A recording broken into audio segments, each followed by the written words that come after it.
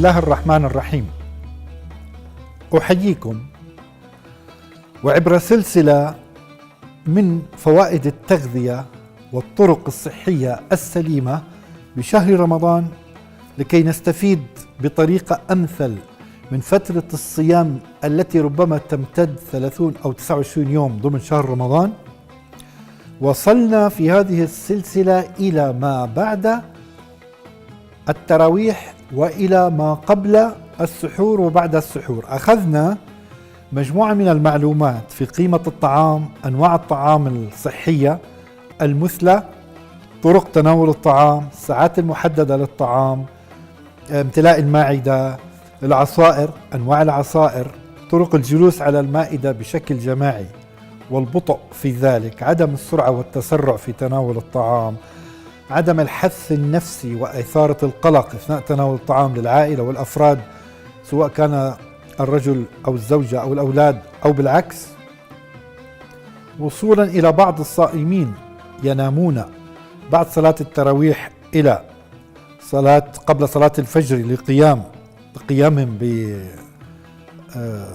بقيام الليل، وبعضهم الذي يواصل حتى الفجر ومن ثم يعمل على تناول الطعام ما بين الوجبات. وقلنا أن الجسم عندما تتركه من 6 إلى 8 ساعات وتزيد عليه ساعة بعد الجوع يعمل على تخليص جسمك من الزوائد التي تكون قد أثرت أو تؤثر عليك كي لا يحتجزها جسدك وتسبب لك في التنفخ وأمراض أخرى قد تقود إلى حتى توصل الأمراض الورمية أم السرطانية أو كلاهما.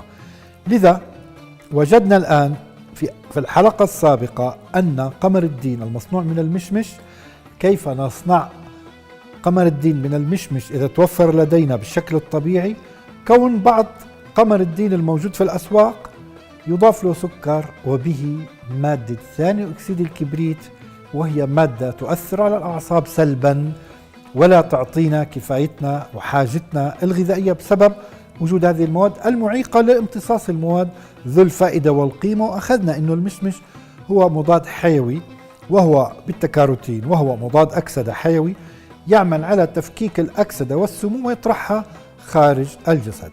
المعلومات للحلقات السابقة تجدونها على قناة اليوتيوب من أجل إعادتها مرة أخرى لكي تربطوا ما سنأخذ الآن والحلقات القادمة. وصلنا إلى فترة السحور. قلنا يفضل فترة السحور أن نبتعد عن كل شيء فيه ثوم، بصل، ملح، ثوم مدقوق، لأنه يجب أن يكون تعرفوا تحطوا انتم الثوم المدقوق مع الملح. الحمص كون بيحمل حمض ليمون إذا صناعي من برا، وطحينة وملح، وهذا يسبب العطش.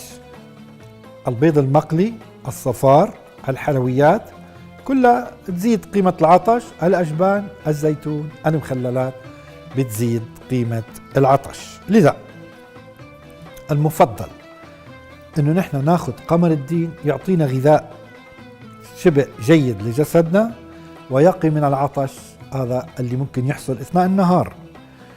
لكن اللي بيتناول الفول والأجبان في فترة السحور واللحوم والحلويات سيجد نفسه مضطرا إلى الشعور بالعطش والتفحم من العطش بعد الاستيقاظ الصباحي. إذن نتناول فترة السحور التمر، مرة أخرى الشوربات، خضار المسلوقة مع البطاطس، ممكن بعض الناس تأخذ دجاج، تأخذ لحم، تأخذ رز، هذه تشكيلة ممكن يأخذها ما في مانع. لكن لا تجعل الحلويات عندك في السحور إلا إذا كان السحور مبكر قبل أذان الإمساك 3 إلى 4 ساعات.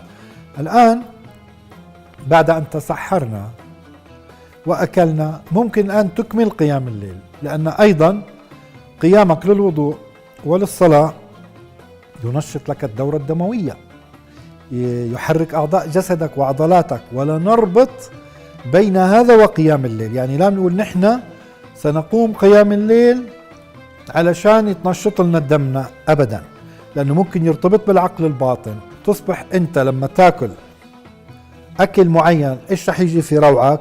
والله رح أزيد كمان، ما عندي قيام ليل الحين، أنا أزيد من أكلي آكل حلويات، عندي قيام، أزيد 5 ركعات قيام الليل. شفتوا الربط؟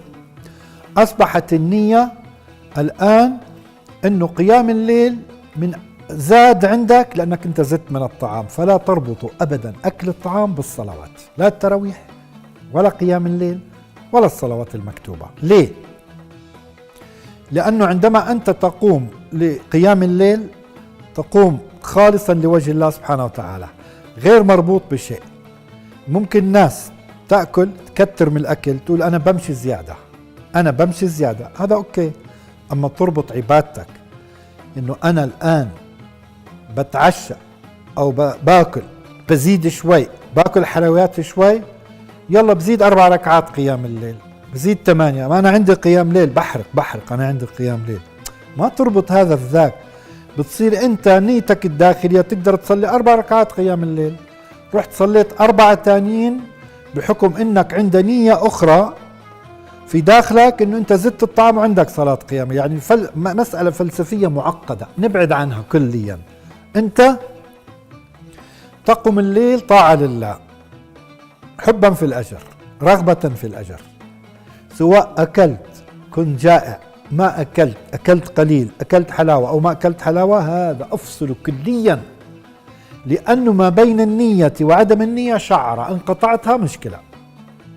ولا تجعل أي أحد أو أي كلام أو أي محاضرة أو حلقة تلفزيونية فضائية سوشيال ميديا مكتوبة مقروءة لا تكمل استماعك ربطا بالطعام في مسألة طاعة الله، أبدا لا تكمل. إن إذا قرأت القرآن بصوت عالي بزيد الهضم عندك وتهضم، وإنه أنت إذا قمت وتوضأت وصليت وزدت بنحرق عندك سعر حراري أكبر. لا تربط. تصبح أنت تصلي لأجل أن تحرق السعرات الحرارية أكثر. هي أنت تقول لا أنا النية طاعة الله، لكن العقل الباطن يربط، بصير لوحده يجيبك. لأنه الإنسان عادة لما يصلي تجي الأفكار الشيطانية، كلنا بتجينا أفكار نصير نطردها نقاوم.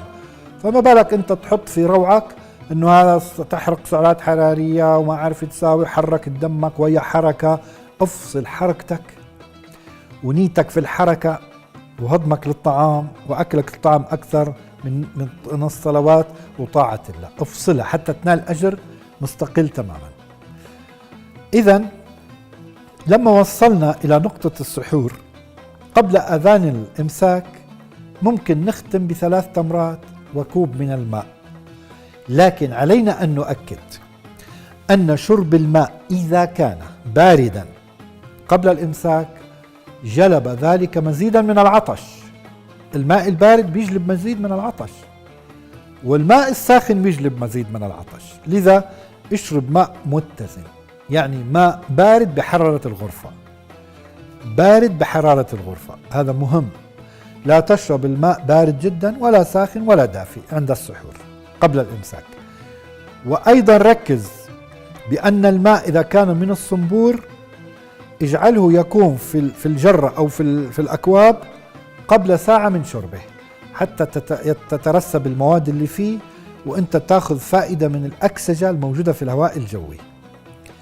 إذا إنسان صلى الفجر وأراد أن ينام، في ناس بتصلي الفجر وترجع تنام، إذا أردت أن تنام بعد صلاة الفجر فاعلم أنه يكون أكلك خفيف قبل، لأنه هذا يؤدي إلى التخمر، والتخمر يؤدي إلى وجود سبب للتفكك وسبب للغازات. ناس أخرى تستمر في حالة اليقظة حتى طلوع الشمس لأنها تذكر الله وتقرأ القرآن لطلوع الشمس ثم تنام. هذه الفئة أيضا الجسد هو صائم بدأ يهضم، بدأ يتعرق، ممكن يعطش، ينال أجر أكبر، وممكن ينام، ممكن يمشي، يعني يطلع للعمل والشغل. لذا هذا كله في الأساس يعمل على تعقيم وتنظيف وتكسير الدهون.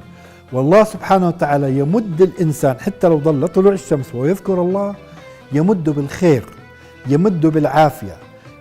جسمه نفسه هرمونات جسمه سبحان الله تبدأ تتباطأ في عملية الهضم والامتصاص والاستفادة الكبرى من المكونات الغذائية لحين المغرب.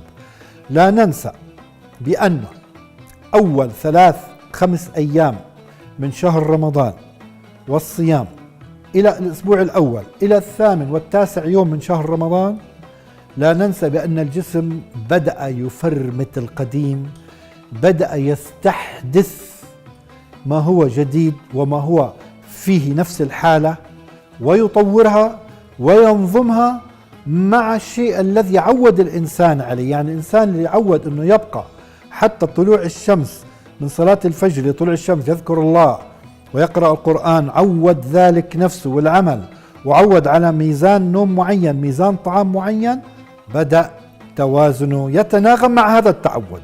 وهي برمجة عقلية ذهنية تفيد الإنسان نحو تقدمه للصحة والعافية والربط، لأنه ساعة بيولوجية تعمل على الربط.